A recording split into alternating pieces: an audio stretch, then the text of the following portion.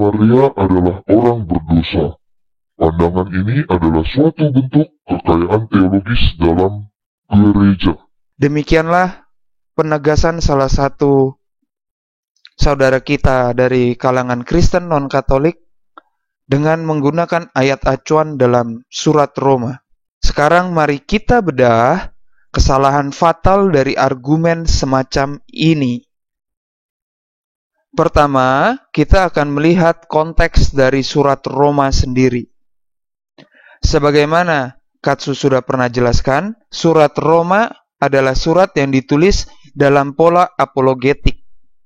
Pada saat itu, Rasul Paulus menghadapi hadirnya kalangan Yudaizer. Kalangan Yudaizer ini mulai melakukan penyebaran ajaran-ajaran palsu di kalangan Kristen non-Yahudi yang bertobat di bawah ajaran Rasul Paulus. Maka menjadi jelas argumen saudara kita ini menjadi tidak berdasar. Karena justru dalam surat Roma ketika ditegaskan semua manusia berdosa, jelas Rasul Paulus tidak sedang mengarahkan dirinya untuk mengajar tentang Bunda Maria. Akan tetapi sedang mengajar orang Kristen Yahudi di bawah bimbingannya agar tetap bertekun dan berkembang dalam pengajaran yang dilakukan oleh Rasul Paulus. Inilah bahaya pemahaman di luar konteks kitab. Maka dari itu, kembalilah kepada konteks kitab sebelum kita mempergunakan suatu ayat untuk menegaskan pandangan teologis. Kedua, kita akan beranjak kepada penulis Injil yang ketiga, yakni Santo Lukas Penginjil. Alasannya, karena pada bagian berikutnya, kita akan melihat penegasan Bunda Maria dikandung tanpa noda dengan menggunakan tulisan dari Injil Lukas. Santo Lukas Penginjil, sebagaimana kita tahu juga dan sudah pernah ditegaskan secara terperinci oleh Katsu, berasal dari kalangan non-Yahudi. Untuk penegasan secara detail, nanti link akan Katsu berikan di deskripsi. Santo Lukas juga ditegaskan adalah rekan seperjalanan dari Rasul Paulus. Dan penulisan Injil Lukas kemungkinan besar dilakukan pada masa penahanan Rasul Paulus di Roma, di mana Santo Lukas menemani Rasul Paulus pada masa penahanan rumah itu. Maka dari fakta-fakta sejarah demikian, kita dapat menegaskan bahwa pertama, kemungkinan besar Santo Lukas ini bertobat di bawah pengajaran Paulus. Kedua, hal-hal yang disampaikan dan dituliskan Santo Lukas Penginjil dalam Injilnya kemungkinan besar juga diketahui oleh Rasul Paulus. Inilah kesalahan kedua yang dimiliki oleh argumen saudara kita tersebut. Saudara kita tanpa menyadari telah membenturkan pandangan guru dan murid. Pandangan Injil Lukas dengan pandangan surat Rasul Paulus kepada jemaat di Roma seakan-akan bertentangan satu sama lain. Ketiga, kita akan melihat salam malaikat Gabriel kepada Bunda Maria. Kita akan sedikit mengulang, teman-teman. Salam, hai engkau yang dikaruniai, Tuhan menyertai engkau. Demikianlah pewartaan yang kita dengar dalam Injil Lukas, bab 1 ayat yang ke-28. Kata yang dikaruniai dalam ayat ke-28 ini berakar dari bahasa Yunani yang disebut karito. Karito di sini berarti karunia. Kemudian, pada ayat ke-28 ini, kita akan melihat bentuk perfect pasif vokatif participle dari kata karito itu sendiri. Bentuk perfect pasifnya adalah kecharitomene.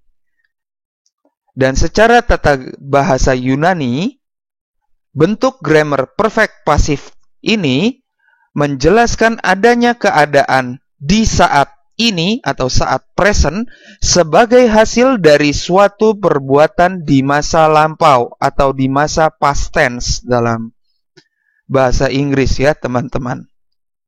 Jadi kata kecharitomene ini menunjuk keadaan Bunda Maria yang dikaruniai itu sudah berlangsung sejak masa Bunda Maria di dalam kandungan Santa Ana.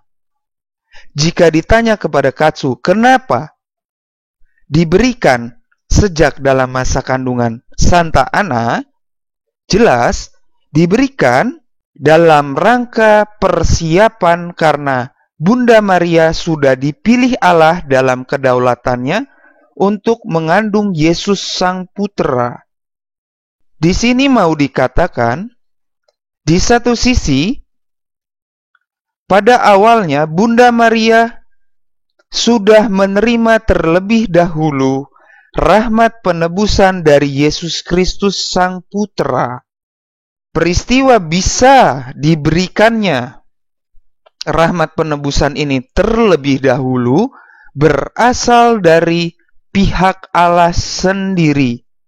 Inilah kedaulatan Allah dalam keterpilihan Bunda Maria sebagai Bunda Sang Penebus. Kemudian, jika kita melanjutkan sedikit pembacaan kita dalam Injil Lukas, kita akan melihat tanggapan dari Elisabet kepada Bunda Maria. Dalam ayat ke-42, Santa Elisabet menegaskan, diberkatilah engkau di antara semua perempuan, dan diberkatilah buah rahimmu. Pada bagian tanggapan dari Santa Elisabet ini, kita juga akan melihat pemaralelan bentuk dalam tata bahasa Yunaninya. Kata diberkatilah untuk Bunda Maria dan untuk Tuhan Yesus yang berada di dalam rahim Bunda Maria menggunakan kata yang sama, eulogemene untuk Bunda Maria dan eulogemenos untuk Tuhan Yesus dalam kandungan Bunda Maria. Pemaralelan semacam ini dalam tata bahasa Yunani mengungkapkan bahwa Bunda Maria sebagaimana Yesus Kristus yang ada di dalam kandungannya sejak semula dari eksistensi awalnya sudah dibebaskan dari dosa. Semoga penegasan Katsu dapat mengakhiri segala bentuk perdebatan dalam YouTube, khususnya mengenai Bunda Maria. Karena segala bentuk perdebatan yang berakar dalam pribadi Bunda Maria sangat rentan bagi kita semua, baik umat Katolik maupun Kristen non-Katolik, karena kita bisa terjebak dalam kondisi menghujat Bunda Maria sendiri, menghujat Bunda Sang Penebus, menghujat Ibu dari Tuhan kita Yesus Kristus. Jadi topik-topik semacam itu lebih baik dihindari ya. Jangan diulangi dan jangan terus dibahas agar kita tidak menghujat Allah sendiri.